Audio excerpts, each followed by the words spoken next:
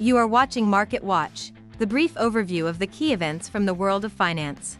On April 2, 2025, President Trump announced a 10% base tariff on all imported goods to the U.S., with increased rates for key trading partners, 34% for China, 20% for the European Union, and 24% for Japan. This decision led to a sharp 3% drop in S&P 500 futures, along with declines in global stock indices. Investors are concerned about a potential economic slowdown and rising inflation, which could lead to stagflation. Analysts warn that American consumers and importers may bear the biggest losses from these measures. Following the tariff announcement, the US dollar weakened against major currencies as investors sought safer assets.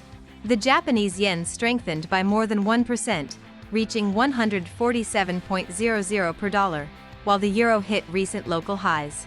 This reflects market concerns about a possible economic slowdown in the US and rising inflation due to the new tariffs. The introduction of new US tariffs increases the likelihood of retaliatory measures from affected countries. European Commission President Ursula von der Leyen has already stated her intention to respond.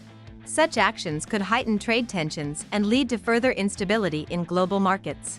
Investors fear that an escalation of trade wars could negatively impact global economic growth and raise the likelihood of a recession.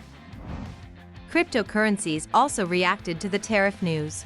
Bitcoin, which had been on an upward trend, reaching $88,500, dropped 2.6% after the announcement, falling to nearly $82,000.